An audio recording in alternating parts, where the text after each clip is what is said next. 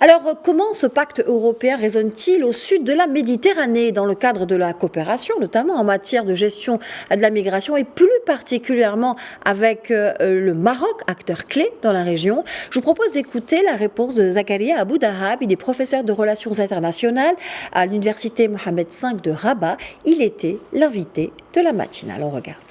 Deux éléments essentiels. Le premier, c'est que le Maroc est l'un des rares pays, surtout africains, euro-méditerranéens ou de la Méditerranée du Sud, à avoir adopté, c'était en 2013, la stratégie nationale de l'immigration et de l'asile. Ça, c'est très important.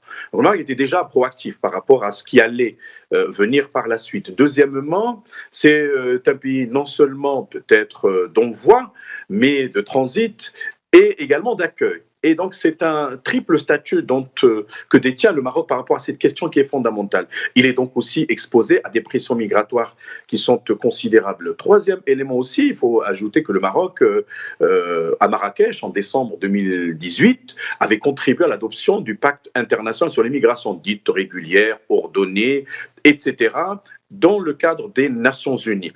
Avec cette fois-ci l'Union européenne, il a conclu des accords de coopération, et je voudrais être très, délicat, regardant sur les expressions, puisque nous n'avons pas encore jusqu'à aujourd'hui ce qu'on appelle les accords de réadmission, ça c'est une autre problématique, mais il est inscrit dans le cadre d'une coopération globale avec l'Union européenne, notamment qui a culminé après l'adoption de la stratégie nationale marocaine sur la migration et l'asile, et jusqu'à aujourd'hui. Donc, d'après les statistiques fournies par les services compétents, le Maroc pratiquement avait obtenu presque 2 milliards quand même d'euros de soutien et qui vont s'étendre jusqu'à 2027. L'Union européenne sait très très bien que le Maroc joue extrêmement important en termes de régulation de ces flux.